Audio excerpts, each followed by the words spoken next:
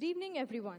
On behalf of MILS, a student-driven initiative of Department of Management Studies, it is our pleasant duty to welcome Director, Professor Dr. Bhaskar Ramamurthy, Professor Dr. A. Thillairajan, and our honorable chief guest for the evening, Sadhguru.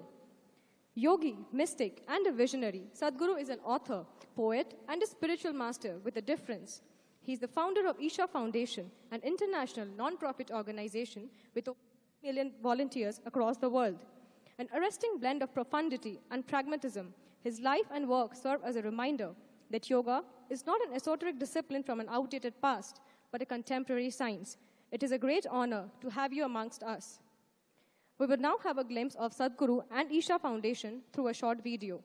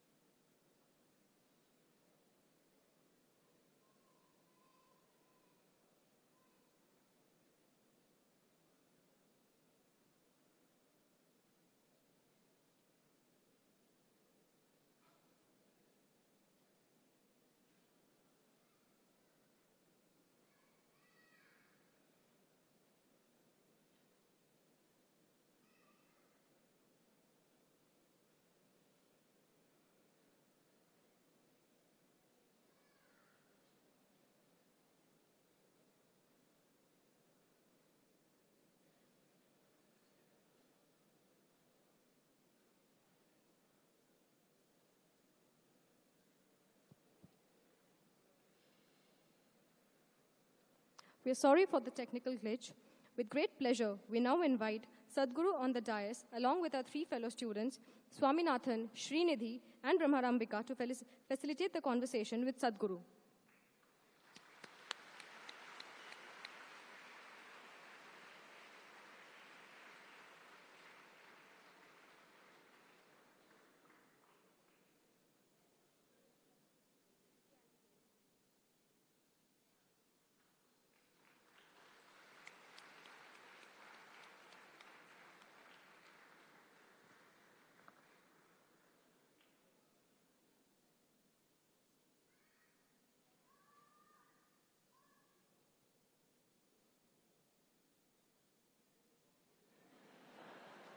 They can hear? I would now request Director, Professor Dr. Bhaskar Ramamurthy, to come up on the stage and welcome our chief guest for the evening.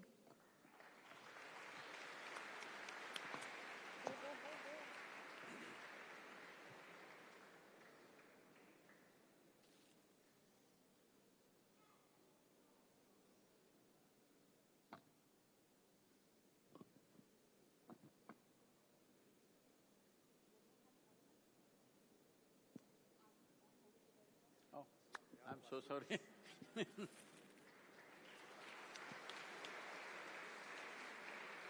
I would now request Director Sir to please address the gathering.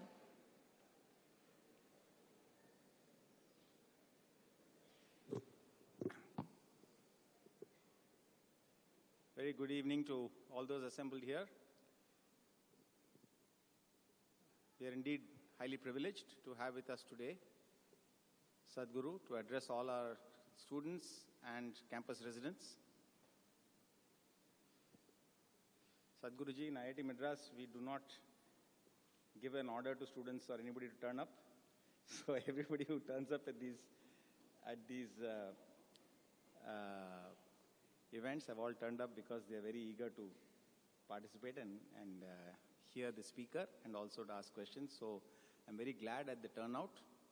And I don't want to take any more time. Just, you're all aware that at the current time, among many other things, Sadhguru is focused on this rally for rivers. He was just beginning to briefly tell me the framework under which it's being put together. It's really an awesome exercise. I'm sure he will touch upon that among many other things. So I'd like to, as quickly as possible, hand it over to Sadhguruji and ask him to address the audience and also take your questions. Thank you.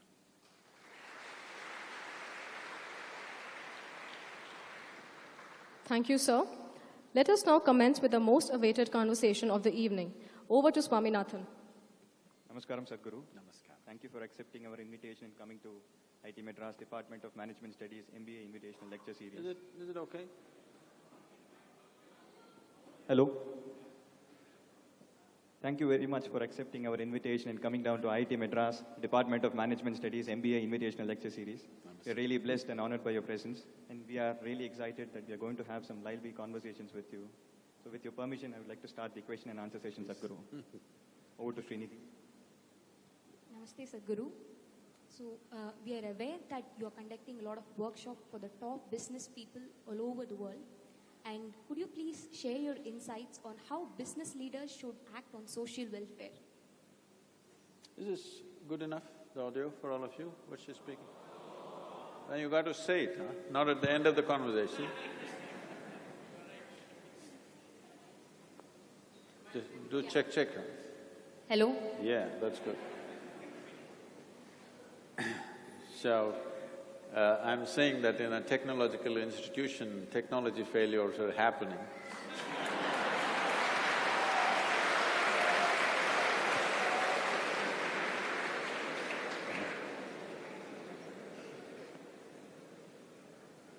It's in the last 20 years, I've been particularly focusing on global business leaders, including many of the top and variety of businesses in India. Why this is because the traditional so-called spiritual always is skeptical about this. Why should a spiritual leader be talking to business leaders, be in business meetings, be in economic forums and those kind of summits. See, we must understand this.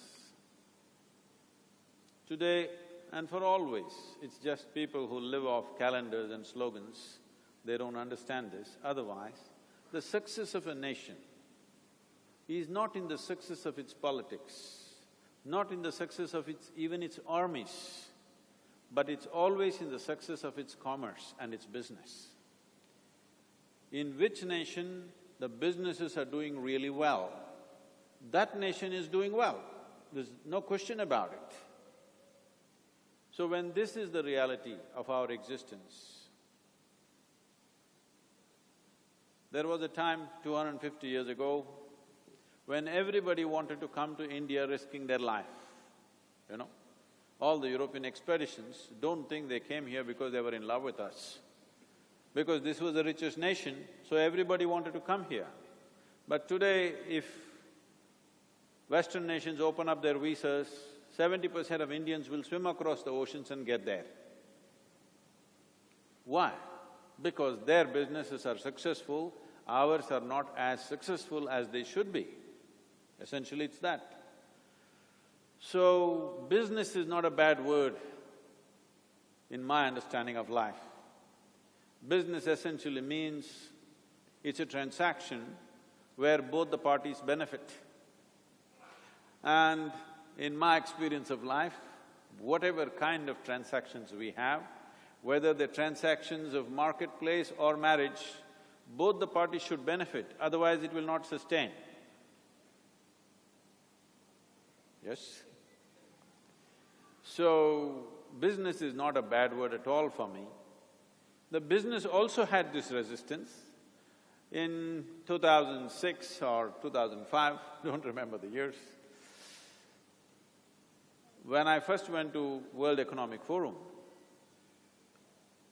people were almost resentful. What is a mystic doing in an economic forum? So this one person who spoke to me in a very not-so-business-like language said, "What are you doing here?"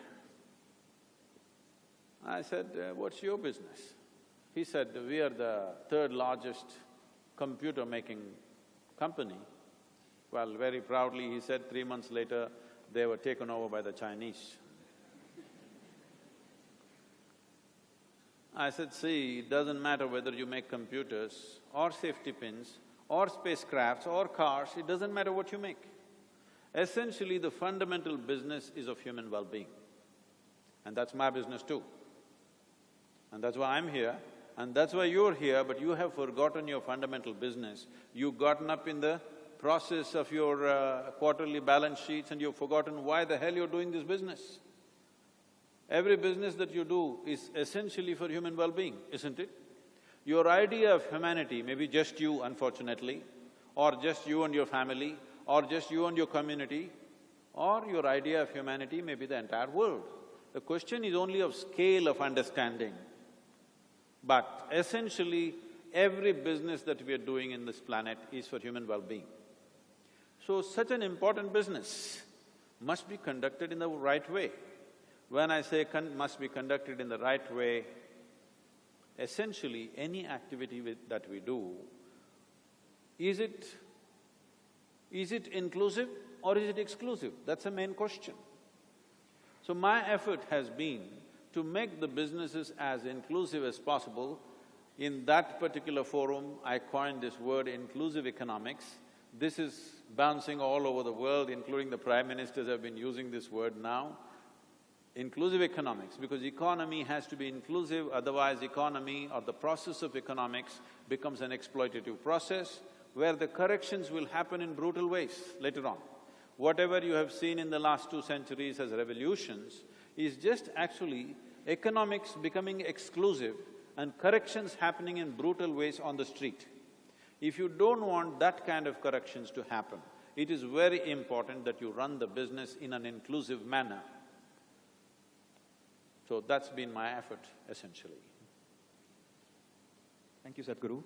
My next question is on Chennai flood, which we witnessed in December 2015. Chennai? Chennai floods. Oh. you're talking like Noah. So almost 280 people lost their lives. Almost 3 million people were cut off from basic amenities. The heavy rainfall caused around 3 crores worth damages. I'm not sure if Chennai or Tamil Nadu is prepared to face another situation in the near future. What needs to be done, Sadhguru? We don't know how to handle a blessing. That's a whole problem. When water is something that is super scarce in the country, but we build cities which are not capable of handling even the normal monsoon rains. Not when a cyclonic storm happened, that's different. That's an unusual level of water. When a tsunami came, you can't handle the water, that's a different matter. You can't be prepared for that. But a normal monsoon we are not able to handle in most of the cities, whether you see Mumbai is every year flood, Chennai only once it happened, but it'll come to you also because there is simply no planning. We're just building cities like shacks all over the place, whichever way we like, without understanding the topography. Nobody ever built a city, even in ancient times, without considering the topography of the place. But today we are such brilliant engineers, we have built things without considering the topography. We have built bridges and roads all across the country without considering the topographical issues, as if you can fix it. You can't fix it.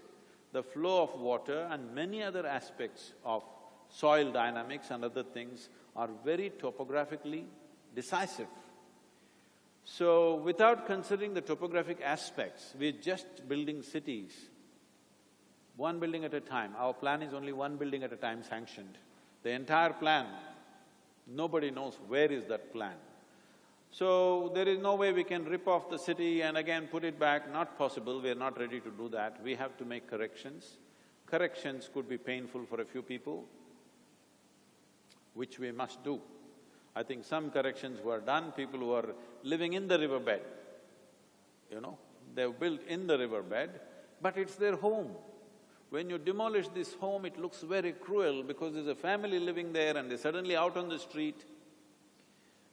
But if you want long-term well-being, some hard steps are needed. We should be willing to go through some pain if we want long-term well-being. If we don't do those things, we will live like very, for the day kind of people. Again, when it rains or when it floods or when something happens, we will always have problems. Now our problem is not a flood. Chennai has only 50% of the water that it needs right now. They're saying by 2030 you will have only 22 to 25% of water that you need. That is what you need to bother about, not really flood. But flood was a very artificial situation in my opinion. I know many people will be angered by this, the administration will be angered by this, but in my opinion, this was a very artificial flood, lot of wrong things being done. It should not rain. You want rain or no rain? Or did you come up in the nursery rhymes of rain, rain, go away or… No. We want rain in this country. This is a tropical nation which receives only 40 to 45 days of average rain in the year. We want as much rain as possible. Only thing is, we have to build capacity to see how the rainwater goes down into the soil, not flowing into your home. This needs some planning, this needs some correction. Corrections will look cruel when you do it, but later on citizenry will enjoy that. The city will be a good place to live, but they will be painful when we do it. Sadhguru, right in those lines, you were talking about asking people to change the places in which they live. So, how can we make them think about the society? Many of the people are selfish, they think about themselves. So how can we make them see that it is harming another person? How can we make them see that we have to do good to the society? See, it's not about doing good to the society. You must understand there is no such thing as society, there are only human beings. Together we call them a society. If we have to live in a place, if you want to live by your own rules, you must withdraw to the mountains and live by your own rules, but you can't live by your own rules in nature. There are other creatures, animals, you have to follow their rules if you want to survive. So if you want to survive in a human society, you have to follow those rules which are inclusive and beneficial to all. Otherwise, you become unfit to live in a human society. If you go to the jungle, you must understand when the tiger is prowling, you must sit on a tree. If you walk in front of him like this, then you become breakfast. So, wherever you go, there are rules. If you want to play the game, there is a rule. So to live in a city, there are rules. If we don't understand this, then we become unfit to live in human societies. Especially when the society has a concentrated population, everybody has to follow the rules, otherwise every little thing that we do harms somebody else. So we need to understand this. This sense of living in close proximity is a certain challenge. And our cities are very closely packed people. So, how we walk, how we breathe, how we drive, how we throw our garbage, how we use water, everything needs to be calibrated carefully, otherwise nobody can live properly here. Because of population pressure and poverty and variety of other stresses that people are going through, they try to find shortcuts. That is how it is everywhere, believe me. People are like this. This is why we must become a law-abiding nation. Right now, even with the rivers, this is what I'm trying to do. Everybody wants to do things out of their emotion. This is a nation which runs on people's emotion. Anything you say, they want to get into action today. Wherever I go, there's a rally for rivers. Sadhguru, we will plant trees tomorrow. I said, you're not going to plant a single tree. Just shut up and give a missed call. Because what is lacking in the country is a strategy. Emotionally, we do things and it dies down after 3 days. We have to approach our problems strategically. Right now, Chennai flood as an example, topographical maps are there, all right? If you just see it, we know which are the areas which will have to go. Now, they are not willing to go. So if they are not willing to go, we have to do much more engineering of laying underground pipes and doing things, all this stuff. If this we have to do, there's a cost involved. If this we have to do, if we don't dig out your house, at least maybe we have to dig your garden. You must be ready for that. If you're not ready for that, there must be a law which will anyway do it. But now, if you have to make a law like that, we should not have people who are very nervous about winning the next election or winning the next vote, confidence vote. They can't make these laws, they cannot enforce these laws. There must be leadership which is willing to do what is needed for the long-term well-being of the city and the people. This needs some courage and commitment to execute what needs to be executed. Sadhguru, now I'm going to ask a different question. So, I've seen people copying answers, but you are copying questions. So Sadhguru, two major problems we all face are identity crisis and self-doubt. And self-doubt especially plagues us women. So, what advice can you give us? Doubt is a very good thing. Only a fool is dead sure of everything, you know. Only idiots are dead sure of what they're doing. Either you must be an idiot or you must be a fanatic, then you're dead sure. Otherwise, every moment there's a doubt about everything. It's a good way to live. Doesn't it conflict with confidence, self-confidence? See, we'll come to that. Doubt means you have an active intelligence, constantly looking at everything of all possibilities, because there is nothing here in the world which is 100% yes or 100% no. You're always looking for pluses and minuses and seeing how to gather more pluses and act. Is there 100% plus in the world or is there 100% minus in the world? There's no such thing. Is there anybody here who is 100% plus or 100% minus? Absolutely wonderful and absolutely nasty? No. They are like that. Then we gauge them and see, okay, in the day, how many times they are nasty, whether to be friendly with them or not, we decide, isn't it? Whether it matches with our nastiness or not. Hello? See, we are not seeking somebody who's absolutely fantastic. We are looking for somebody whose nastiness is reasonably like ours, isn't it? Some sense of compatibility for every sort of action that we perform in our life, we are looking for that kind of people. You want to drive with certain kind of people, you want to do business with certain kind of people, you want to be married to certain kind of people, you want to be friends with certain kind of people. What you're looking for is different in all these areas of activity, isn't it? So, this is always there. Only thing is, doubt is good. You must encourage doubt within yourself.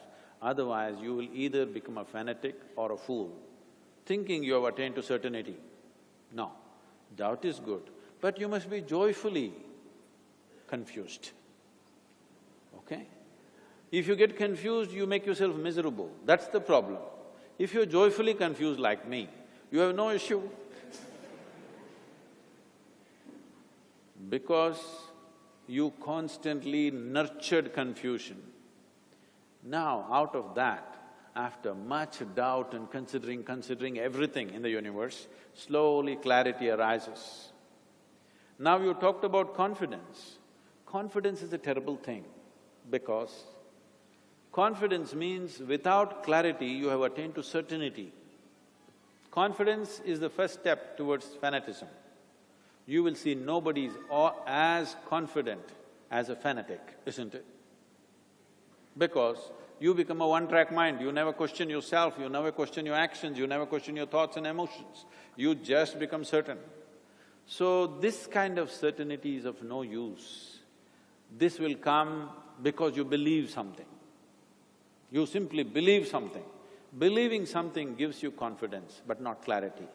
But you will walk through the world, negotiate this world well, only when there is clarity, not when there is confidence. Confidence is a way of blundering through life. See, right now, if you want to walk through, let's say one of the rows between two rows, let's say your vision is not clear, but you have confidence, what will you do? Hello, please tell her. If somebody whose vision is not clear walks through one of these two, between these two rows, what will they do? They will step on everybody's feet, but they're confident. Right now, this is what is happening. People who believe in absolutism about everything, they are confident. They know they're doing the right thing and going to heaven. It doesn't matter what horrendous things they create. Yes or no? They are dead sure. I'm sorry, they're not dead, unfortunately. They are so sure that they are going straight to heaven. They know in which direction heaven is, you know, here. But the planet is round, you are sitting approximately at probably 12 degrees latitude and it's spinning, so if you look up, inevitably you're looking up in the wrong direction, that is not something that they will consider. They know this is the way to heaven, but the earth is spinning, always pointing in the wrong direction, isn't it? But they are dead sure because they believe this is it. So confidence is a very bad thing that's been nurtured in people. What you need is clarity. Clarity needs working upon yourself. It will not come simply like that. That you express doubt about everything and consider constantly, slowly clarity will arise out of that. Because you see clearly, you have clarity. Confidence, you don't have to see clearly. Just like that, you believe you're right, then you're confident. Confidence is a terrible substitute for clarity. Please bring clarity into your lives. If you are a confident… oh, you're not an engineering manager. If you're a confident manager without clarity, you will be a blundering fool with people. Yes, but if you have clarity, you don't have to claim you're a manager. Everybody will line up behind you to ask what to do next because they see clarity in you.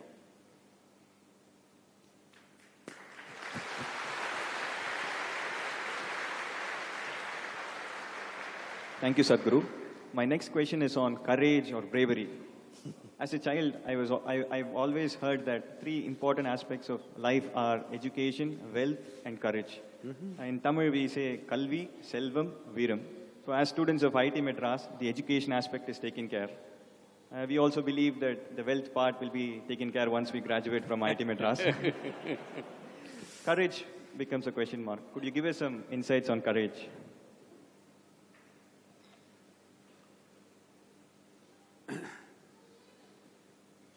See, when you do something beyond a little bit of reason, you call it courageous. But when somebody else does the same thing, we think he's stupid, he's risking his life, okay? When we step back from something, we call it caution. When somebody else step back, we say he's a coward. So this courage business is a very relative thing. What is courage, what is not courage? The question is just this. There are some people who are capable of walking into situations without knowing a thing about it, okay?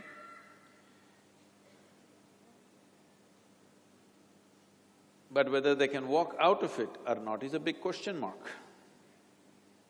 Again, I'm going back to the same thing. If you had absolute clarity about everything, you would know how to act in that situation or whatever that is. And you would largely know the consequence of that action. If it is a calculated effort and you took the action, it may succeed, it may not succeed, because there are many factors that you could have overlooked. But if you had enough clarity, the chances of success are much, much better. But if you just have this viram in you too much, okay? And you took steps because you're courageous. When things don't work, others will see that it was the stupidest thing to do. So you must understand, you will be attributed with all kinds of qualities, positive qualities, as long as you're successful. The moment you fail, people will see the same things that they said was courageous, they will say after 5 years, he is an utter fool. What a thing he has done to himself and to everybody. So the important thing is, the purpose of human action is success. It doesn't matter whether it's a big thing or a small thing that you do. If you… don't torture the children, huh? If you…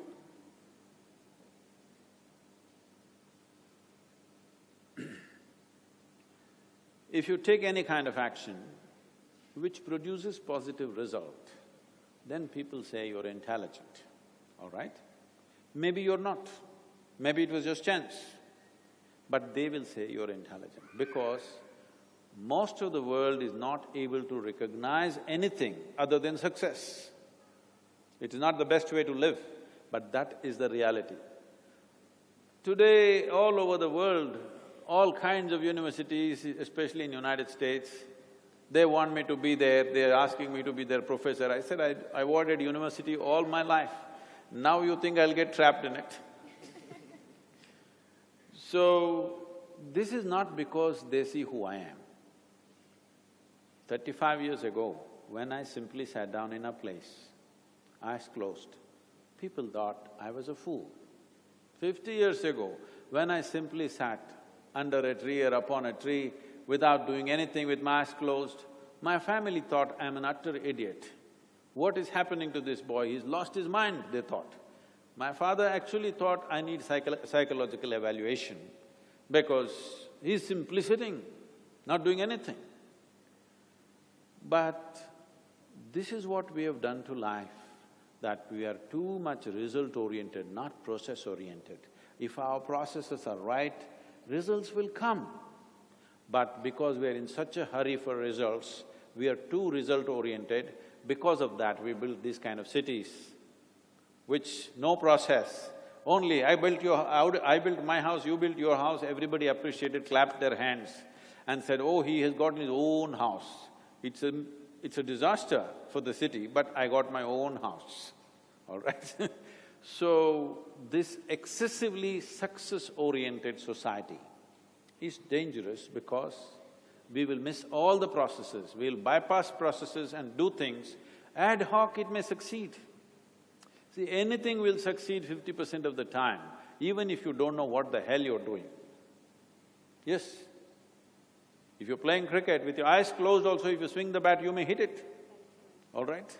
So 50% of the time, lot of things may happen by chance, but that is not what young people should depend on. You must build a process within yourself which is reliable. It doesn't matter, somebody approves it, disapproves it, whether the world approves it or disapproves it, whether it appreciates or depreciates, it doesn't matter. You built a solid process for yourself that it's always reliable for you.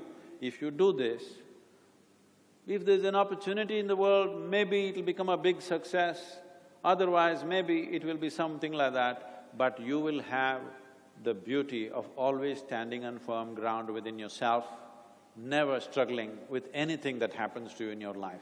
This is what you must build. Success in the world will come depending upon what the world is ready for. I was the same person 40 years ago, but at that time, everybody thought I'm no good. But today, they think I'm a great mystic, yogi, nonsense, whatever, okay? Not because they experience who I am, because everywhere it's recognized, they are also clapping their hands, that's all. So what the flock says, it doesn't matter. Have you built an appropriate process which has absolute integrity within itself? And clarity is the basis of your process. If you have done this, it doesn't matter whether the world accepts you or not. You are successful, because as a human being, you're successful. You're successful in the world or not depends on what the world is ready for right now. So,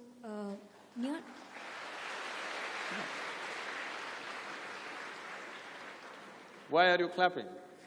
we found the answer very relevant. Okay.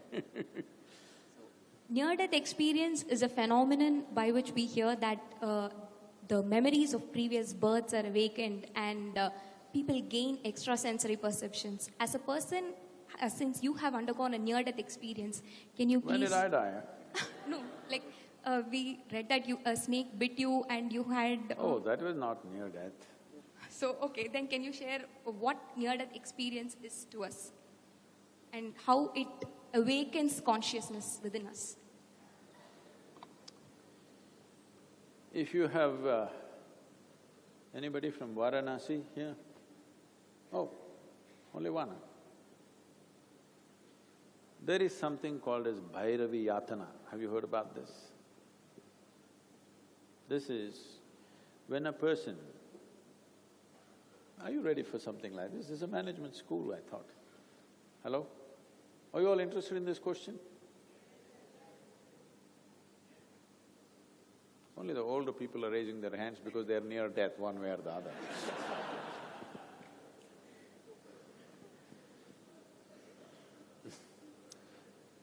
Because why I'm asking this question, whether we should speak about it or not, is aspects like this about our life need to be properly looked at. If I try to give you a 2-minute answer, it'll become frivolous and you'll make wrong conclusions. Either you will believe it or disbelieve it, that's no good. But it's in the intrinsic nature of the way life is built. See, I'm sorry, I'm not getting your name. I'm Srinidhi, sir. Srinidhi. Lot of wealth. Out of the 3 qualities, what are you? Viran, eh? Swaminathan, sir. Okay. No, I thought those 3 qualities you got here, I was wondering.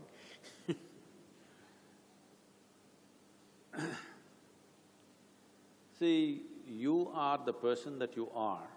You're different from this person. What is it? What is the difference? What is it that makes the difference? The kind of experiences that I have had… Memory, essentially memory, right? So your memory is your person.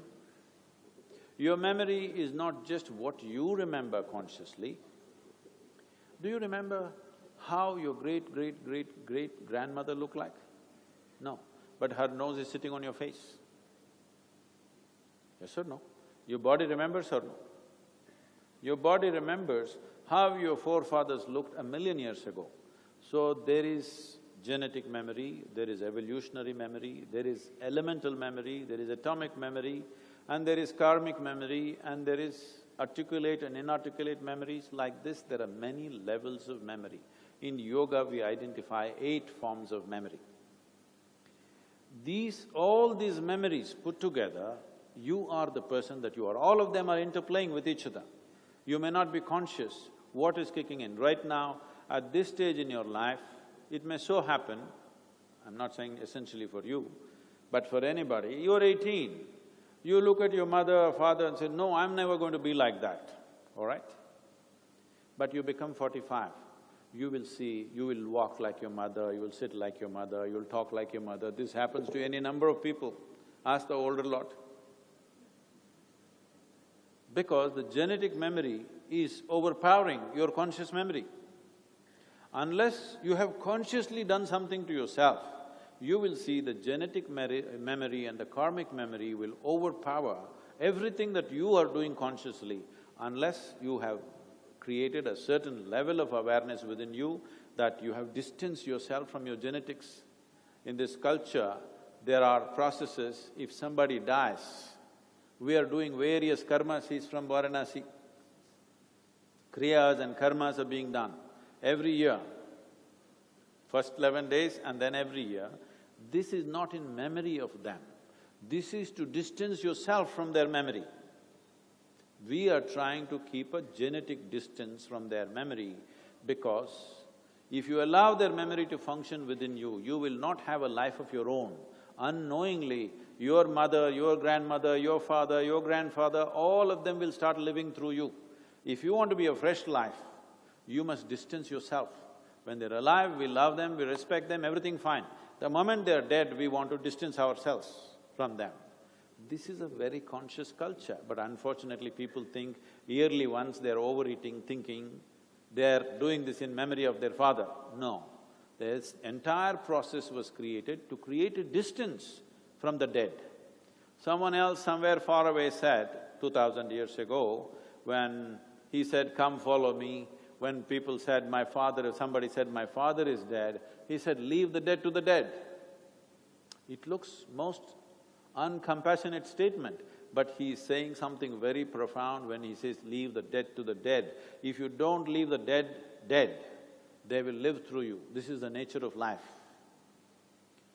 So only a human being is able to leave the dead to the dead. For all other creatures, anyway it will play through them.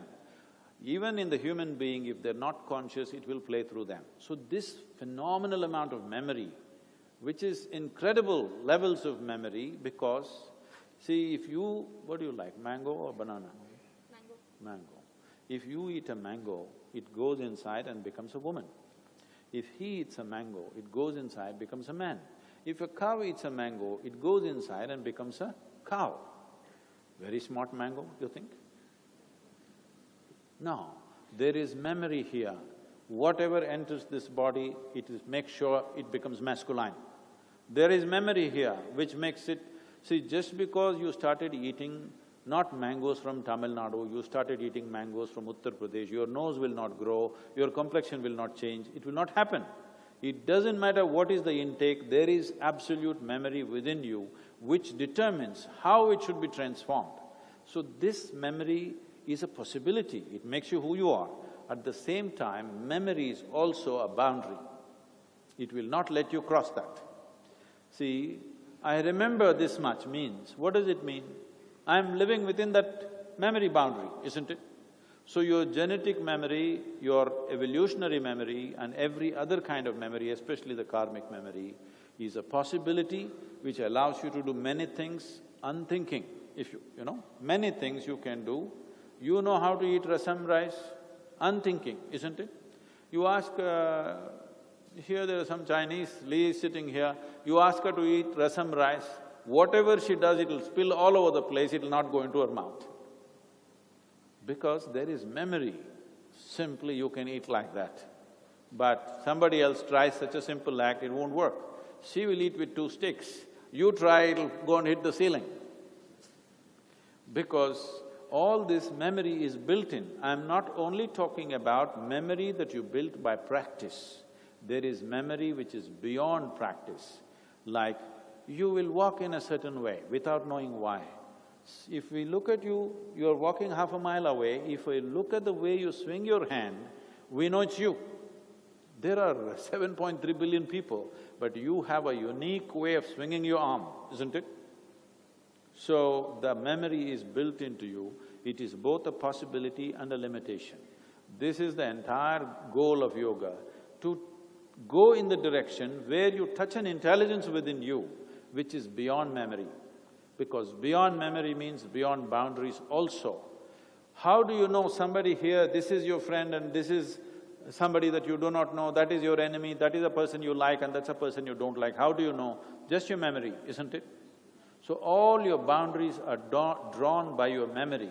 So the memory is both a possibility and a limitation. So when the moment of leaving this body comes, don't believe all this, okay? You must experience it. When the moment of leaving this body comes, the memory goes into an overdrive. It is not about past lives or whatever, this is called as Bhairavi Yatana. To conduct this consciously, that's why people who are near death or people who are become old enough and they think they must die at some point and they know they will die, they all move to Kashi at one time because they want to conduct this Bhairavi Yatana consciously so that they can become free from this memory. If you become free from his memory, memory means repetitiveness. If you become free from your memory, all repetitiveness is gone. From compulsiveness to consciousness you have moved. So this is being interpreted in the West in so many crazy ways.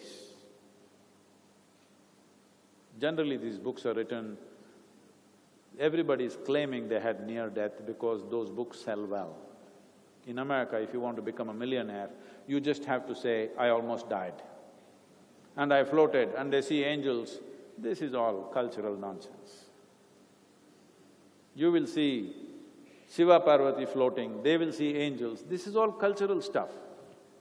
But memory will go on an overdrive for sure for everybody. Thank you, Sadhguru. Next, we would like to have rapid-fire questions. We would like to have some short and sweet answers from you. Okay. I was not sweet all this time, sorry. You are. First question, what is the best gift? What is the best gift? To give to somebody or to receive? Any.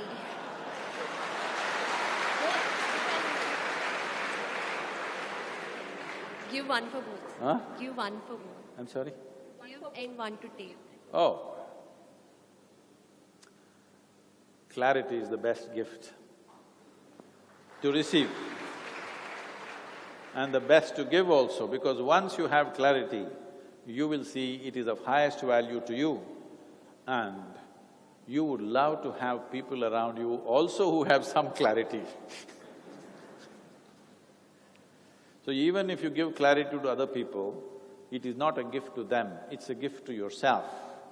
Because having people with some clarity around you is the greatest gift that you can have living in the world. Biggest sorrow? I don't know, because I've never had one. And can I make it a little dirty? Okay, because you wanted it sweet, so on. See, what is a joy, what is a sorrow is completely your psychological drama. If you are the director of your psychological drama, would you want a joyful drama or a miserable drama? Joyful. Joyful. If you have left your drama uncontrolled, then so many things are happening and you think they're real. Your sorrow and your joy, both made up by you. So if you're making it up consciously, you enjoy tragedies, please enjoy, what's my problem? But whether you go through misery or through joy, it's your psychological drama, isn't it? Your psychological drama should be conducted by you and only you. Nobody else but you must direct your psychological drama, isn't it? Other people may decide a few things that happen around us. Nobody should decide what happens within me. The moment somebody can decide what happens within you, you are into a deep level of slavery. Waste of time. Something that is waste of time. Oh. There is no waste of time. Some people like to do a lot of things, some people don't like to do anything. But both for action and inaction, there is a consequence. If they know the consequence and they're doing it, I bow down to them. But if they don't know the consequence or they're doing nothing, then we have to pinch them a little bit. Never miss. Never miss, dash. Never miss. Life.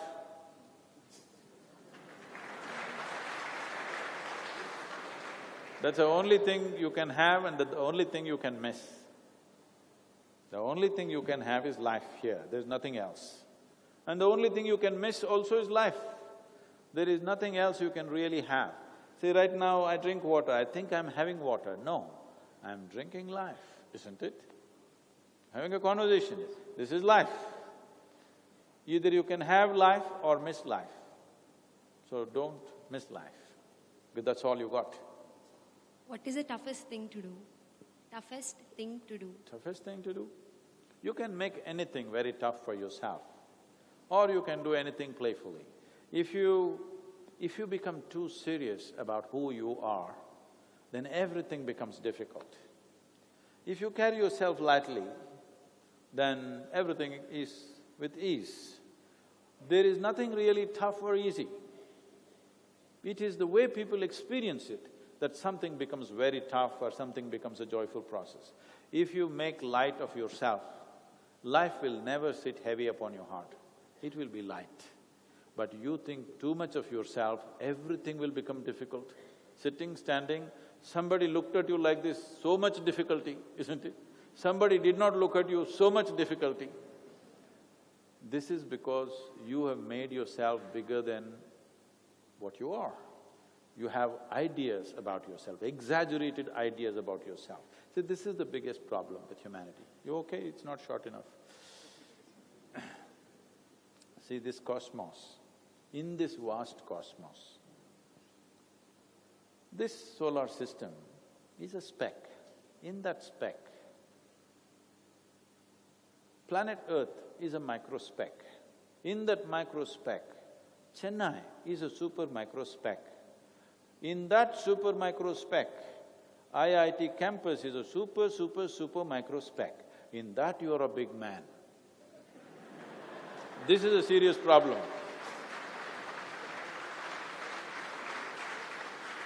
It's a serious lack of perspective. Now in this everything will become tough. If you understand you're a microscopic nothing here, then it's very easy to pass through this life. Whatever we can do, we will do. What we can do, we will do. What we cannot do, we will not do. That's all there is to life. But Sadhguru, have you never had a moment of remorse or sadness ever? I told you, I direct my drama. Once in a way, if I like… I used to write scripts in my college days. I used to modernize Shakespearean drama for with today's language, because most people wouldn't get Shakespearean language, so I would rewrite it with modern language, doing our own wacky thing with Shakespeare. So, if you want to enjoy a tragedy, you can enjoy one. But I have not allowed this. I've kept the privilege of what happens within me to myself. I have not given this to anybody. Because of that, what happens within me happens the way I want it. What happens around me doesn't happen the way I want it most of the time. People, wonderful people around me, striving hard to make it happen the way Sadhguru wants. But it doesn't happen that way. Because what I want is always climbing notches. If they do well, I'll climb up. If they do better, I'll climb up further. So it'll never happen situations in my life will never happen the way I want it because I keep ramping it up all the time. They're doing great things, but I keep ramping it up, so always I'm disappointed with what's happening, but joyfully disappointed. Thank you, Sadhguru. I'm sure many from the audience are looking forward to ask you some questions. So with your permission, I would like to hand it over to the audience.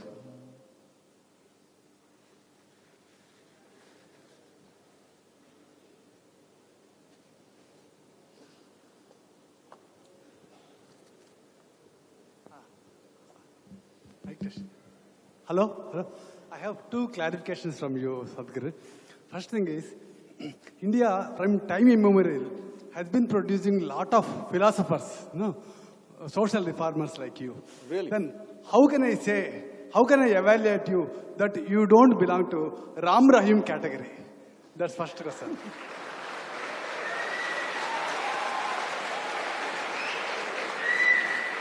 And my second question is… So let me finish one, Pardon? Let me finish one question.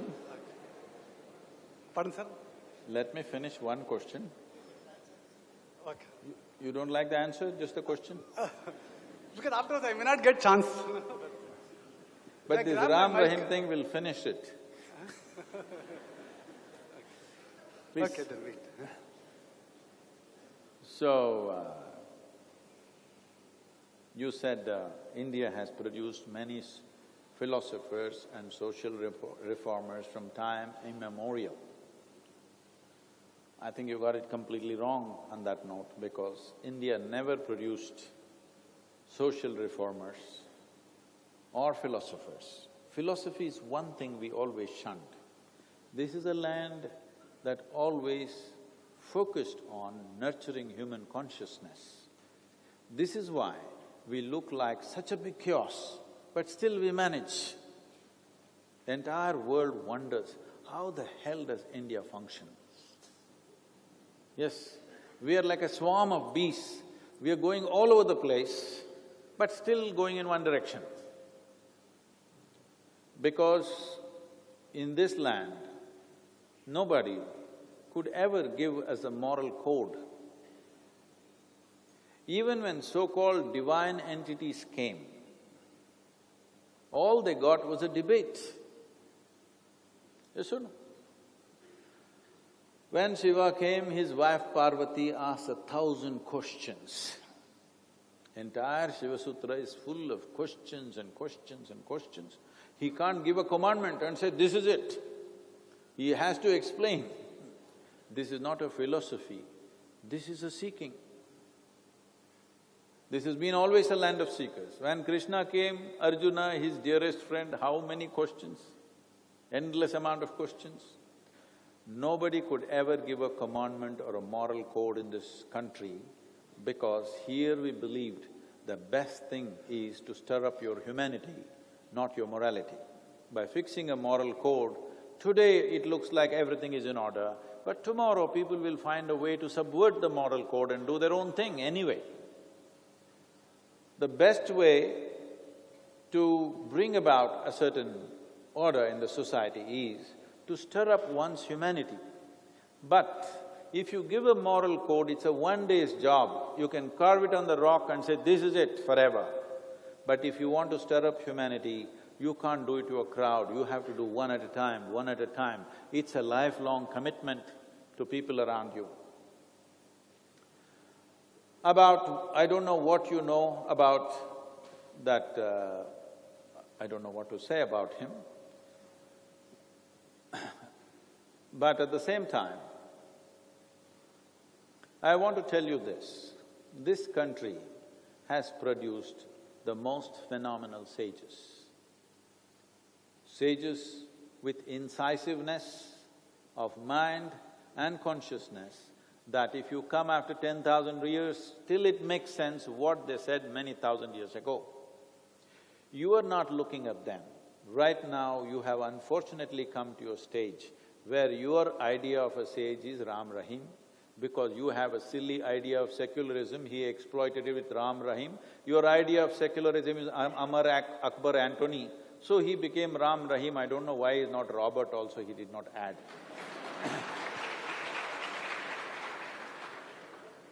So, see, this is what I said. Today, because a court has convicted him, everybody is standing up and saying, this is the most evil man. The first day I saw him on a news channel, the obscenity of the aesthetics itself, I said, why is even a national news channel showing this kind of thing?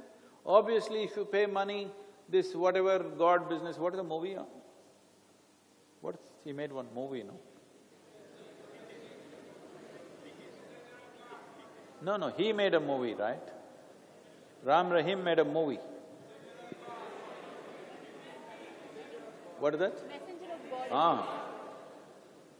When he made this movie, then only you should have known the moment you saw the man. Now because the court has convicted, all of you are doing this. I said it the first day, this is a joke being played upon our society. You must stand up and say something. But no, all the news channels, all the intellectuals, everybody clapped their hand because they like the garish nature of what he's doing. But today, because the court is convicted, they are saying this must go because, first of all, this is the thing. When the court was to give a judgment, their people went about creating arson around the court. Why are they doing this? Because they believe, and many times unfortunately it's worked this way, that they can force the hand of law with violence or some force on the street. That's the reason why they're doing it.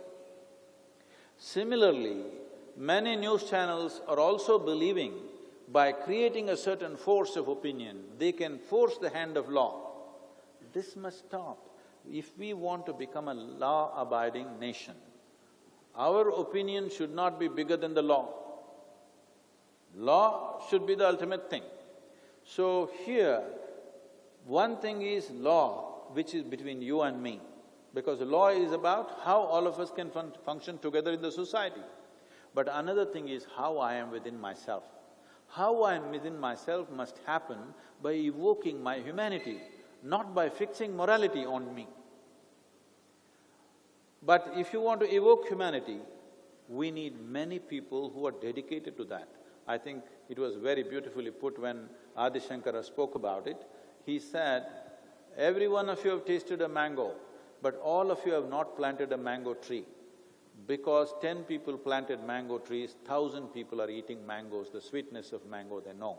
So these people, those 10 people for every 1,000 were there in the past, unfortunately they're missing.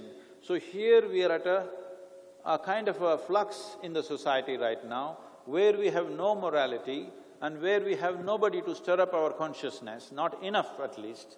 So you're facing the kind of dilemma you're facing, all kinds of people are cropping up and filling that space. Just because you found one Ram Rahim, don't try to paint the entire clan black, because they don't belong to the same clan. You must understand, every sage, every seer, every yogi who came, he came absolutely as an individual. Maybe he was spawned by a certain tradition, but when he stood up on his own dint, on his own clarity of perception. Those scholars who quote scriptures and other things are different, but every yogi, every mystic, every sage and seer who came always stood on their own clarity, and people who saw the clarity went to them, those who did not go to them. How Ram Rahim things become popular, it is like a cinema thing, okay? It's like somebody becomes a star simply because of some commercial movie or whatever they do, and the same thing is unfortunately happening in this sphere of life also, because people are so starved out, there is no sense anywhere. They're trying to make sense out of something because we don't have a moral code, because we don't have one book to follow. And it's a great thing we don't have one book to follow or fight for. But at the same time, there is a big chasm in the country. There is no morality and there is no consciousness. If consciousness had to be stirred up, there is a lot of work to do. If moral code has to be given, it's very easy. 10 things we can write down and say, this is it. Anyway, nobody will follow it. Outside they will pretend, within themselves they do what they have to do. So, today, it happens unfortunately, I'm walking on the street, Indian people, Chennai people, they will say, show to their children and say, see Santa Claus. Okay? What's happened to your brains? You did not say, see Agastya Muni, you did not say, see, well, he looks like Vashishta, you did not say he looks like this yogi or that yogi, you say Santa Claus, because the British left 70 years ago, but your brains went with them. It's time you retrieve that.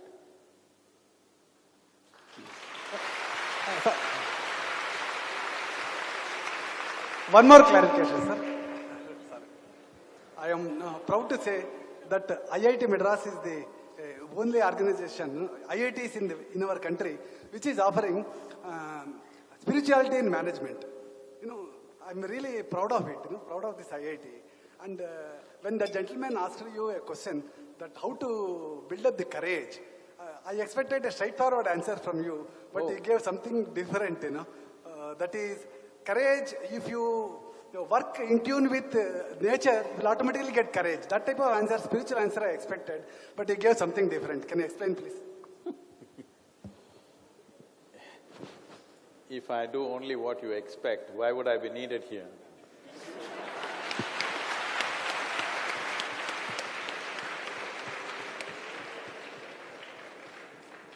And tell me, right now, daytime, I'm asking the girls, daytime you're walking, either in the campus or in the Chennai streets, where you can see everything clearly, there is clarity in your vision. Do you need courage? No. No. Night, 1 o'clock in the morning, you're walking back to the campus, it's dark. Now you need courage. Why? Because there is no clarity, that's all.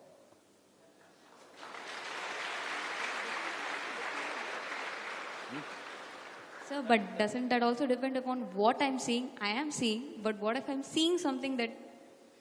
Even if you're not seeing anything, the more you don't see, the more fearful you become, the more need for courage comes, isn't it? But if you're seeing things very clearly, if there's total clarity of vision, there is no need for courage, because clarity will carry you across. It's my wish and my blessing for all the young people in this country that it is your clarity that carries you across in your life, not stupid courage or confidence. Excuse me, sir. What is your belief of God? What if I don't have one? What is your belief of God? I said, what if I don't have a belief? We should… If you do a mistake, what you will do? I'll correct it. If you can't… if you are unable to correct… If you are unable to correct… I know some things can't be fixed. I've learned that much with this much age. There are certain things I can't fix sometimes. Namaskaram, Sadhguru. You said intelligent people do what they like and genius people do just what is necessary. But it's not always clear just what is necessary. So how does one know, or is enlightenment a prerequisite for knowing? If that is the case, so how do we get out of the catch-22 situation that one is in? Thank you. Have you read Catch-22? Seen the movie at least? No? Oh, you're another generation. In our generation, there was literally nobody who did not read Catch-22. So, anyway, let me not go into that. That's a piece of literature that you must read, because in any situation, if you allow yourself, you can be confused in any situation. In any situation, if you're willing, you can bring some clarity. That clarity may not be absolute, but at least in a limited way you can bring clarity, work through that and then see what is the next level to work upon. So, about intelligence doing what they like, I meant, See, if you're doing even what you don't like, this is a very unintelligent way of existence, isn't it? Because right now if you sit here and doing something that you don't like, inevitably you're going to suffer every moment of your life. Is there anything more unintelligent that you have decided that every moment of your life should be misery? So if you have some working intelligence, then you make sure you do the things that you like. But if your intelligence flowers beyond likes and dislikes, I'm saying this, should I go into it technically? Why… how it can happen? I thought you were not engineers, you're only managers. You've been through engineering? Oh, okay. See, there are four… in English language, when we say mind, it's just one thing. In yoga, we look at human intelligence as 16 parts. These 16 parts we can categorize as 4 segments. These 4 segments are buddhi, ahankara, manas and chitta. Buddhi means your intellect. I'm going to ask you one question, all of you must say yes or no, I'm going to bless you with that. Would you like your buddhi or your intellect to be sharp or blunt? Okay.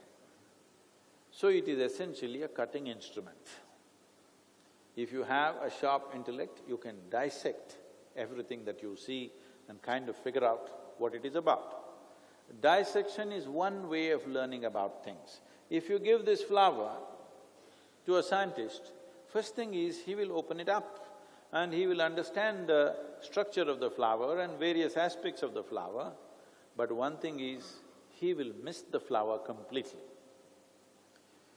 But with dissection, we have understood and learned many things. So if I really want to know you, I should dissect you. You're not willing? Even the frog that you dissected in high school, it was not willing, but you still dissected because you thought it's a great education, but the frog did not think so. So dissection is one way of learning. Your intellect, as you said, you want it sharp because it's a scalpel that can cut through things and show you, reveal certain things to you. But if you want to put things together, you need to sew something. Suppose you want to stitch something and you still use a knife. Now you leave everything in tatters. This is the main struggle of modern societies because they're employing their intellect to handle everything in their life. If you employ just your intellect to handle everything, you will see every aspect of your life will become a mess. Because intellect is a specific tool to be used for a certain purpose. There was a time, when I was crisscrossing India on my motorcycle, just some fortune, because of this rally for rivers, once again I am on the motorcycle in some of the cities not in Chennai, because it's a very serious place. So when I was crisscrossing on the motorcycle, I never trusted any mechanic, I always fix my own engine, my own things, because you're on the road and you want a reliable machine. But sometimes, if you stopped in a local mechanic somewhere, there were some… these days things have changed. There were some mechanic shops, he's actually running a professional place. All he's got is a chisel and a hammer. These are only 2 tools he has. With this, he opens everything and fixes everything. Only thing is afterwards, nobody else can open it or close it because he used his chisel and hammer on everything. So, this is like that right now. Our modern education systems have become such that intellect is the only dimension of intelligence that we are employing. With this, you can cut everything, but you can't put things together. You will not know life at all. It looks like you know about it, but you cannot know it. You will not experience the beauty of being alive if you intellectually analyze everything you will see the parts of it. You can cut it into million parts and you can cut this flower into million parts and know many things that a butterfly does not know. But you do not know the joy of sitting on the flower like a butterfly, or seeing the butterfly, this flower, or smelling the flower, or experiencing the flower as a piece of life. That will not be there because intellect is essentially a cutting instrument. Behind this is what is called as ahankara, which usually, unfortunately, people think is ego. It's not ego, it's your identity. Your identity is your limitation. Your identity decides how your intellect functions. Right now, let us say you identify yourself strongly, I am a man. Now the way you think is always about your masculinity. Now you say, I am a woman. Now your intellect functions only to protect that identity.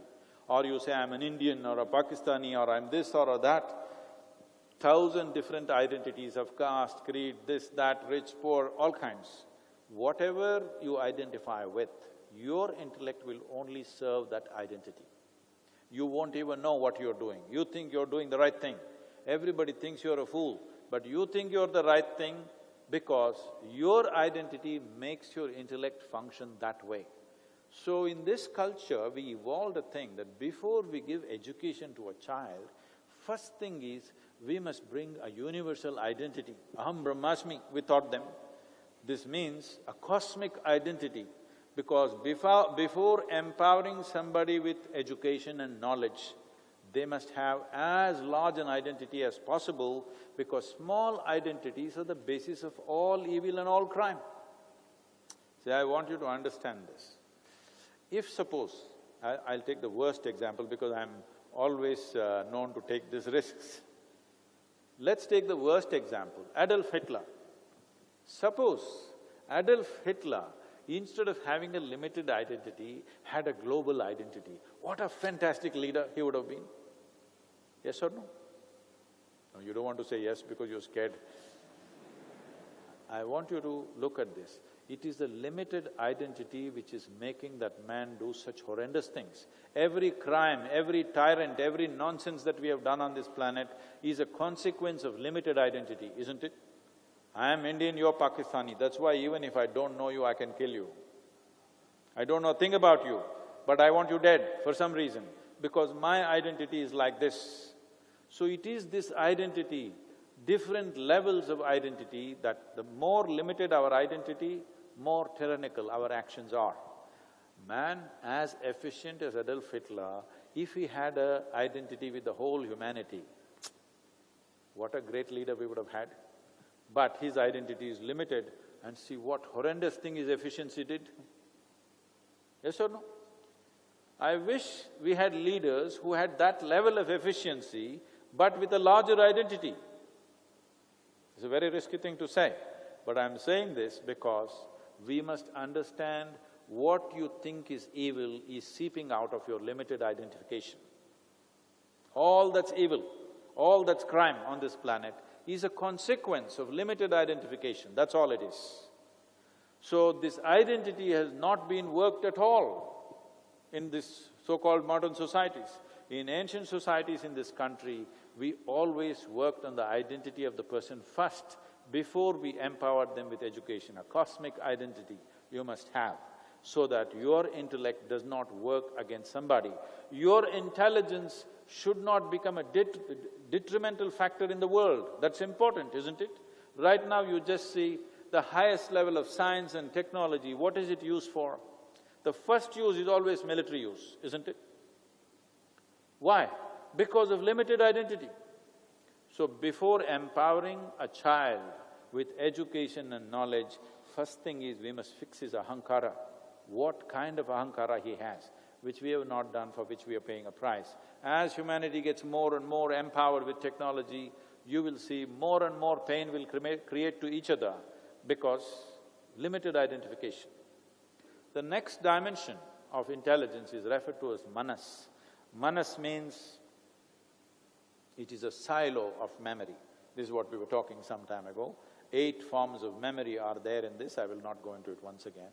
But your intellect is absolutely useless if it is not connected to the memory. If I wipe out your memory, even if you have a very sharp intellect, there is nothing you can do, isn't it?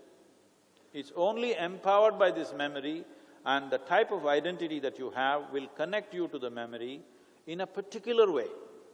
If your identity is universal, it will connect you to the memory in one way. If your identity is limited, it will connect you to the memory in a completely different way. The same memory will function in a completely different way and find action in a totally different dimension simply because identity is different. These are three dimensions of intelligence which normally function for most people. The fourth dimension of intelligence is referred to as chitta. Chitta means it's a dimension of intelligence which is not unsullied by memory. There is no iota of memory in this, it's pure intelligence. If you touch this dimension of intelligence in the yogic culture, very mischievously it is said like this: if you touch your chitta, God will become your slave. Everything works for you. You can play with life, but life will work for you, the source of life will work for you because you have touched a dimension of intelligence which is beyond memory. Why is it important? Is your individuality comes only because of your limited memory. So in yogic culture, we have always been taught to identify with our ignorance, never with our knowledge. If you… whatever amount of knowledge you have gathered, it is very limited compared to this cosmic space, isn't it? What is there in this creation, it doesn't matter what kind of a manager you are, what kind of an engineer you are, what you know is very minuscule. But your ignorance is boundless. If you identify with your ignorance, you will never go against anybody.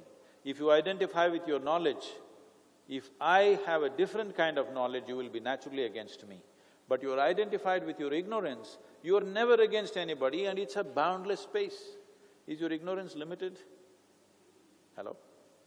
It's limitless, isn't it? But is your knowledge limited? Doesn't matter if you read all the libraries on the planet, you are still a very limited knowledge. So, the way we are employing human intelligence is, if there were 4 wheels in a car, you drive only on 1 wheel. This is going to be very stressful and nobody can be with you. This is why more intellectual you get, the more you can't get along with anybody. This is happening. And the more intellectual you get, not intelligent, the more intellectual you get, the longer your face becomes. You can't smile, smile is a big effort. I was speaking to a group of people at the Princeton University. There were 250 people and they were all… only 3-4 lively faces were there. Then I looked at them and said, what's happened to all of you? All these people over 30 years of age, why are they carrying such long faces? One lady stood up and said, they're all married. I thought people are getting married to multiply their joy. If they're getting married to multiply their misery, there has to be a law against it. Then I have to rally for…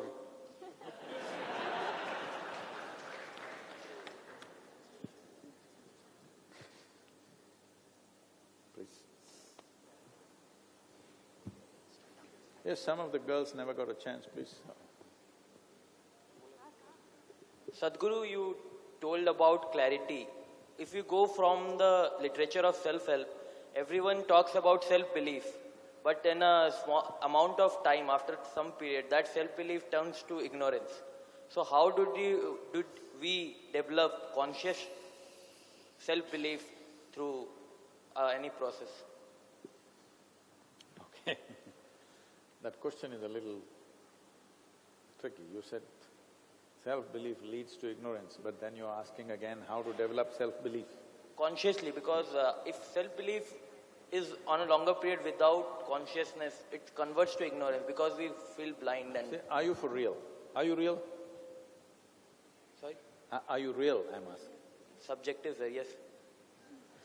Oh. I'm asking, do you exist? Yes. Yes, no doubt about it. Only problem is you do not know the nature of your existence. If you had doubt about your existence itself, that is a different level of problem. Okay, that's a different thing. But now you know that you exist, only thing is you do not know the nature of your existence. Please sit down, it's okay. And for a long time, people have been saying, I believe in God. But from there, we have descended to a place, I believe in myself. Believing in anything is bad enough. Believing in yourself is a total disaster. Because you must understand the word belief. It's all connected to this courage, confidence stuff. See, how many of you believe that you have two hands? All such people just raise one hand, please. One will do. Okay. Do you believe that you have two hands or do you know that you have two hands? You know that you have two hands, isn't it? Suppose somebody starts an overwhelming argument with you that you have no hands, and if their argument becomes too overwhelming, one slap in the face, he knows you got hands. But you believe in God, you believe in something else, so many other things you believe. Why? Because you're still not straight enough to admit what I do not know as I do not know. I do not know is a tremendous possibility.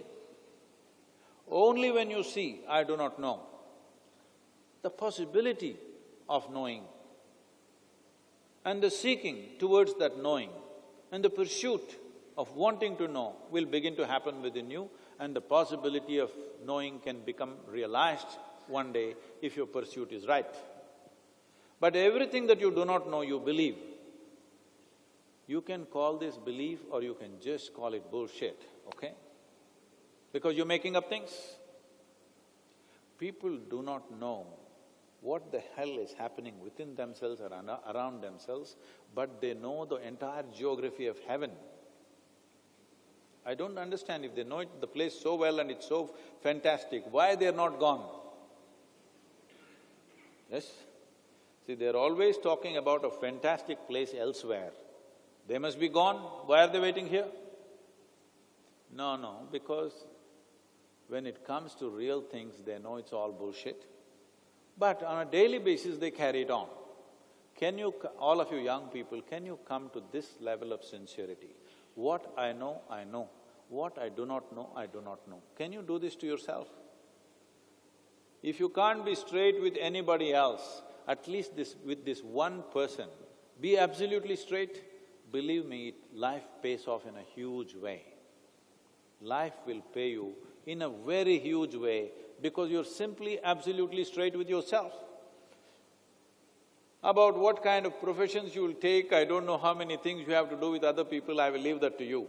But at least with this one person, you must be absolutely straight. If this one thing you do, you will see life will give you dividends that other people have not dreamt of. Most people do not know what is integrity. They're innocent of integrity because they go on doing this all the time. What they know, what they do not know, they believe.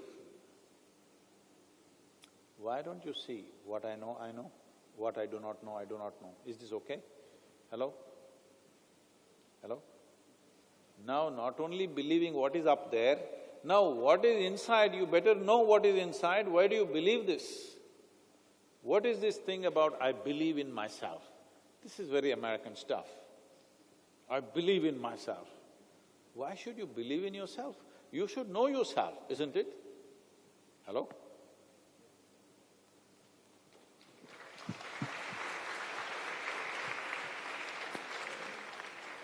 We will take one last question. Good evening, sir. So, my question is… Where are you, ma'am? Okay. Sir, what do you think of the proximity that religion and good work or good faith have in our country, in the sense that if someone turns up at my parents' place, for example, and he affiliates himself with a religious organization rather than just a normal secular or nameless organization, my parents are more likely to give him money for charity or whatever if he belongs to that. And secondly, do you think this has something to do with our tendency to not question authority figures as a whole? Like, ever since I've been a child, I've been told to keep my voice down or to keep quiet when I question something or question an authority figure. See, you must first of all understand, a question is essentially a tool to dig deeper, to know something. That's why we question. So you must look into yourself and see, because I don't want to make a judgment about your home situation. You must look into yourself and see, are you asking a question to know, or is your question a way of making a commentary on somebody else? This is something you must be clear about. As far as I'm concerned, a question is a tool to dig deeper and know something more than what we know right now. If you want to make a comment, make a comment. Why are you making a comment in the form of a question? Don't do that, because the sanctity of a question will go away. A question is a tremendous thing. To come up with the right question, it will take a lot of intelligence. Yes? To come up with the right question which will take you to the next step of your life takes a certain amount of consideration. So do not sully the question. Questioning should not be seen as arrogance. Questioning is seen as arrogance because people are using questions to make comments. So within yourself you clear that. And if your question is a genuine question, you must definitely ask the question, because a question is a progress that humanity makes. This is why I said, all the scriptures in this culture are full of questions, no commandments. You must see the kind of questions Parvati is asking Shiva, endless amount of questions. Even today in 21st century, most wives would not dare ask questions like that. Yes, that is the kind of questioning she is doing, because this is a genuine question. She is asking because she wants to know. She is not asking because she wants to comment about him. She is asking because she genuinely wants to know. And he sees that, honors that, respects that and answers every question to the best possible way. And certain questions which cannot be answered verbally, he puts her into a process of experience. So, I do not know who comes to your home and what is the situation, but just because you said, why can't we be normal and secular? Who said secular is normal? Let's understand the word secular. Secular means everybody has the right to do what they want and we respect that. Secular does not mean you give up everything that belongs to this culture and do what the English did and we think we are secular. No, I want you to understand.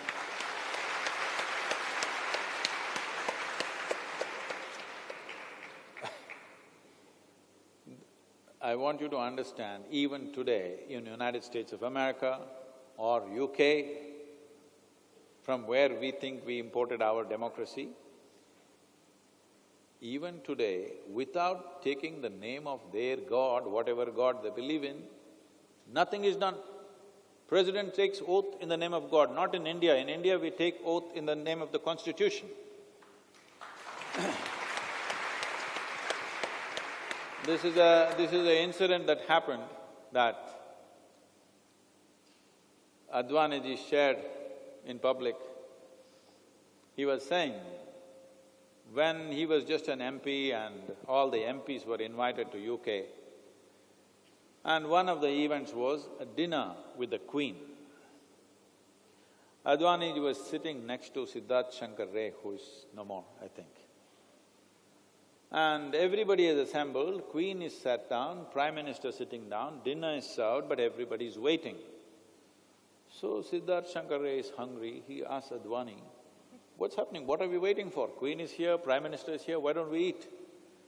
So Advani told him, this is not India, this is UK. The priest has to come and bless the food. Till then you can't eat it.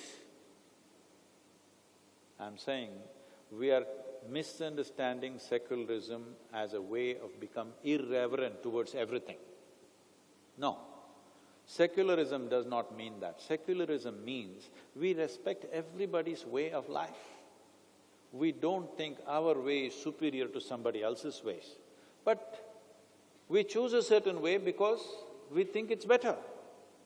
But if somebody has to prove that is better, we're always willing to debate endlessly. There's an entire culture in Tamil Nadu where Tamil Nadu's population and especially the kings shifted from Buddhism to Jainism, Jainism to Shaivism, Shaivism to Jainism, again back to Shaivism.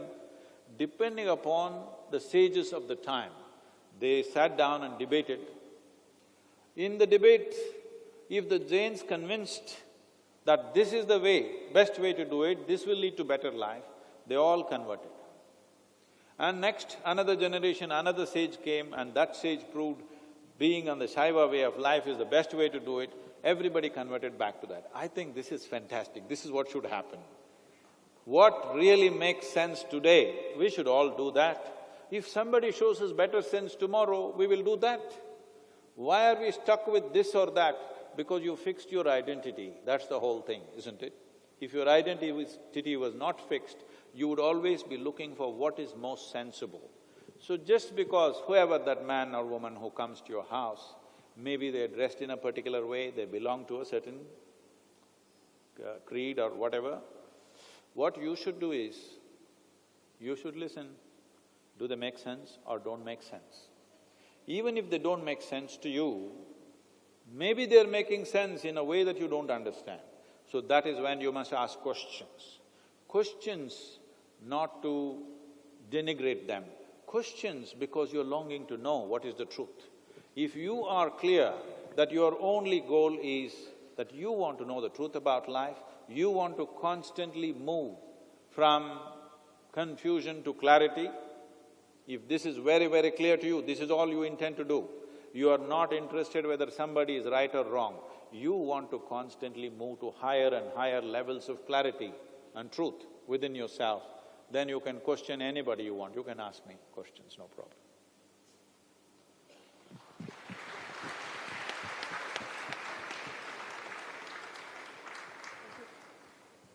Namaskar, Sadhguru. Actually, I want to know what is the duration of human birth cycle? What is that? Duration of human birth cycle. And how does it affect the next birth, the good karma and bad karma? How the shawl records the bad karma and good karma? Where are you?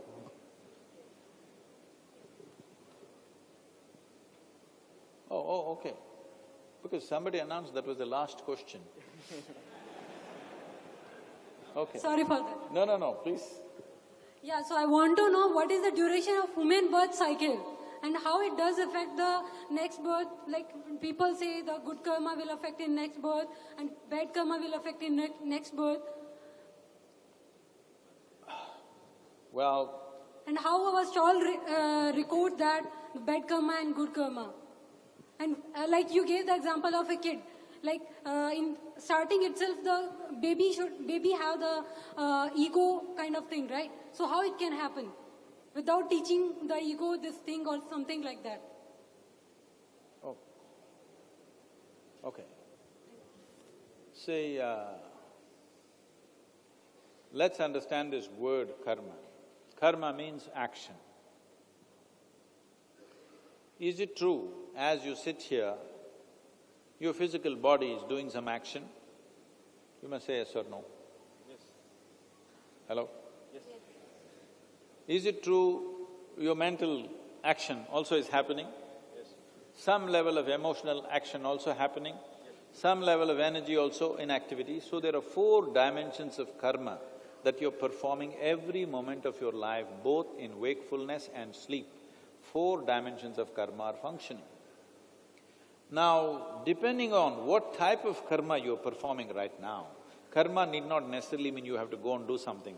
You're sitting here, what kind of thought process you have, does it not determine how your evening will be?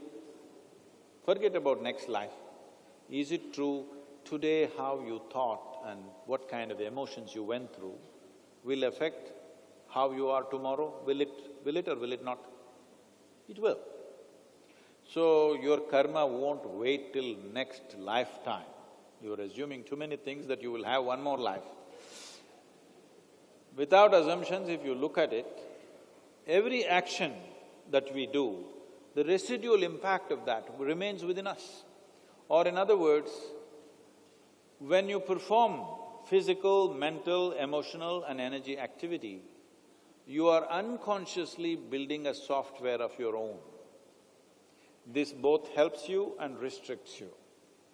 On one level, because of certain type of thought and emotion and activity, you become geared to be able to do certain type of activity effortlessly. At the same time, that also becomes your limitation. So every karma that you perform, let's understand the word karma. Karma means action. Nobody can live here without action. The moment you are born, action has begun, isn't it? Till you fall dead, action is on and on. Either conscious action or unconscious action is the only question, but action is always on. From today morning, since you woke up till this moment, how much of your mental karma are you conscious about? What do you think is the percentage? Believe me, it's well below 1%. So when 99% of the karma is unconscious, obviously you think life is accidental. If you enhance the conscious karma from 1% to let's say 3%, suddenly you feel like you've been liberated because so many things are absolutely clear within you. So what you need to strive for is not worry about what will happen to you in your next life when you don't even know whether there's a next life. Whether there's a next life or not is just your belief. The reality is right now you're alive, and the quality of your life is essentially decided by these four karmas. What kind of thought, what kind of emotion, what kind of physical action, what kind of energy action. Is it not determining the quality of your life? Hello? Yes. So your karma is taking effect right now, not in next life. Right now it is taking effect. You are an engineer, means what? That is the karma you performed 5 years, you did karma, now you have it. Some people did not bother with the karma, they are not, they are something else. So, when you were sitting and doing the bad karma of studying for your examination, somebody who was partying thought you were stupid. Yes? But after 10, 20 years, life shows up in a completely different way. Then people will realize, oh, I did the wrong karma, now I should do the right karma, he did the right karma, so he got this. I'm saying, if you are conscious of how your thought should be, how your emotion should be, how your action should be, this is not by some moral code, this is by the fundamental intrinsic nature of the human being. This is what I'm saying is the difference between morality and consciousness. Not because somebody told you, thou shalt not kill this person, I'm not killing him right now. It never occurred to me that I have to kill him. Such teachings are not relevant to me because it never occurred to me that I have to rob what she's wearing, that I have to kill this man, or I have to do something else to this person. This never occurred to me because I kept my humanity up all the time. If you let your humanity sleep, your memory sinks back into your evolutionary levels and you start behaving like a beast. But unfortunately, with an excessive intelligence for a beast. If you had the same intelligence that a snake has or an alligator or a crocodile has, you wouldn't be so dangerous. You're okay, we know how to deal with you. But the problem is, with this level of intelligence which evolution has given you, now if you sink back to the level of unconscious that a crocodile is, that whatever it sees it wants to snap, now you become quite a terrible possibility. So because evolution has pushed you up, it is time that you consciously keep yourself higher than your intelligence, do you understand? You must keep yourself above your intelligence. When you keep yourself above your intellect or your buddhi, then we say you are a Buddha. That means you have become a dhada to your buddhi, that means you're above your buddhi, you have become a master of your intelligence. Only if you're a master of your intelligence will work for you. Otherwise, it could very easily work against you. When I say it works against you, you are experiencing a little bit of stress right now. This means your intelligence is working against you. You are experiencing depression, your intelligence is working against you. You are experiencing fear, your intelligence is working against you, because all these things, it is because of your intelligence you're creating these things. If I took away half your brain, you won't have stress, you won't have fear, you won't have nothing. So the problem is your brain. If we take away your brain, you will be fine, absolutely peaceful. Isn't it so? But that's not a solution. That is not a solution. So, you have already evolved into a certain level of intellect. The only way this intellect will function for your well-being and everybody's well-being is, you must be above that. If you really become above that, we say you are a Buddha. If you are in it, you are a non-stop suffering human being. Whatever happens, you will suffer. Whatever does not happen, you will suffer. If you are below that, not too many problems, but then we call you Buddhu. Thank you very much.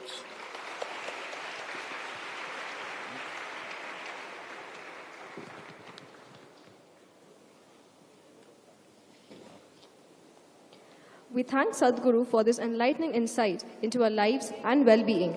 We hope this session was a great insight and would help us in our holistic development. Thank you, Sadhguru. I would now request Director Professor Dr. Bhaskar Ramamurthy to felicitate our chief guest for the evening.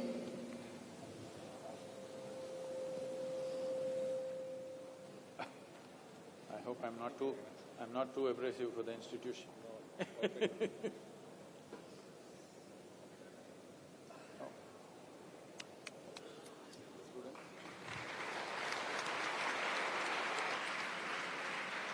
Thank you, sir. I would also request Professor Dr. A. Thillairajan, Professor Dr. G. Srinivasan and the Mills Committee members to please come up on the stage. Hello. Can I take just a minute to tell them about the rally?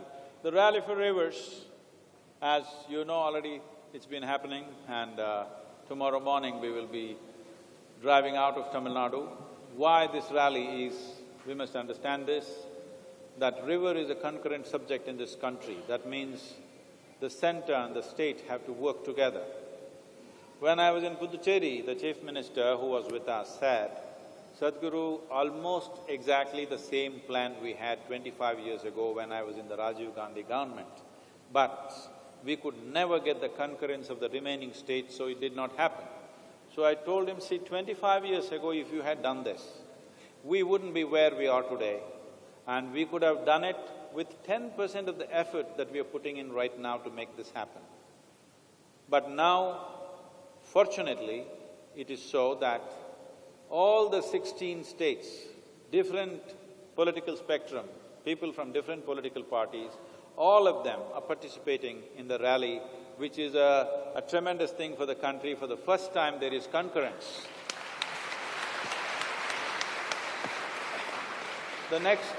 The next challenge is, even if we aggressively implement this policy, it will take 10 to 15 years of implementation, and it needs enormous financial outlays, and there are many complexities in execution. And if we implement this in 15 years' time, it will take another 5 to 10 years before we can see at least 15 to 20% rise in the river flows. So this is a policy which is definitely not an election-winning policy. That is, no political party is too eager to make this, because it's not something that will produce results immediately. 25 years means 4 to 5 governments have come and gone. Many of the leaders who are today may not exist in 25 years' time. But to make a policy like that, it's important. The people of this nation have to express that we have matured. We are not looking for freebies. If you do a policy which is for the long-term well-being of this nation and future generations, even if we have to go through a little bit of pain ourselves, we are willing to stand with you. If we do not make this statement in a big way, no democratically elected government will go for a policy which has so many complexities in implementation and a huge financial outlay, and the results will come after 25 years. These things have not been done before. It is the responsibility of this generation that we make this happen. I want 30 crore people to give this missed call, because 30 crore is 40% of the electorate. If 40% of the electorate gives a clear yes that this is what we want, no government can refuse. Please, all young people, use your phones, use your social media to make this happen, because if we don't do this one thing, believe me, I don't know how much you know about it, you can easily go on the net and read these things. The water situation in India is very dire. In Tamil Nadu, when we say river, generally people think only Kaveri. Even that Kaveri, out of 800 and odd kilometers that it actually runs from Karnataka, only 430 kilometers is in Tamil Nadu. This summer, for 3.5 months, the Kaveri dried up 170 kilometers inland. Okay, out of 430 kilometers, 170 kilometers it was bone dry. I want you to just make your own calculations, how long does it take before it doesn't enter Tamil Nadu. This is happening not just to one river. My engagement with mountains, forests and rivers is right from my childhood. Last 25 years I've been watching with concern the way the water levels are depleting. We have only 20% of the per capita water we had in 1947. And by 2025, they say we'll have only 7%, particularly particularly Chennai, you must see this. Really, we have to watch out. You are living in a beautiful campus, the rest of the city is not like this. So, when you live in a beautiful place and the rest of the people live in a horrendous place, you are at danger. It is not long before villages which lose complete water. There are many villages which have been vacated. When they vacate, the next thing is they may come and sit in IIT campus. Don't think police will be able to handle it. If they come in thousands, you cannot do anything. And I'm just talking about the civil strife that may happen in the country due to water shortage. Particularly in the last 7-8 years, I'm noticing the drop is so steep. It is super alarming, the way the water levels are dropping. And there are many facts that your young people, you can find out for yourself. But this is the time for us that we must stand up and make a clear statement. As citizenry of this nation, we have matured, we are ready for long-term policies, we are not waiting for freebies. Thank you very much.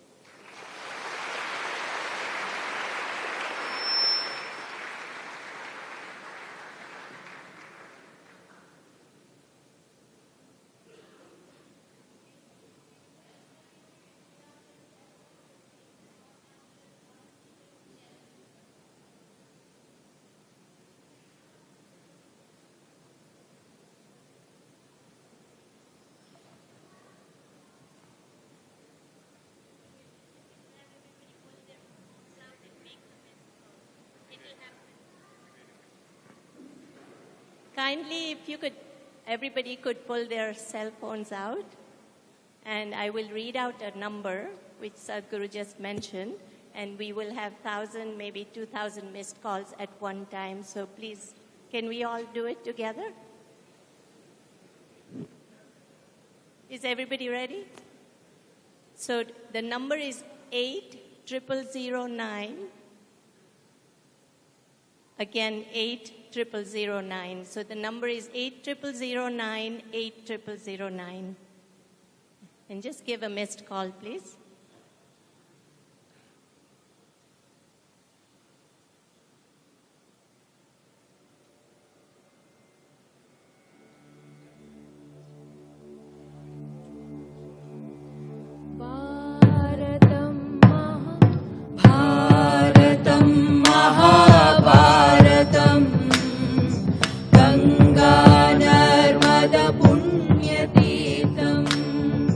Sindhu Saraswati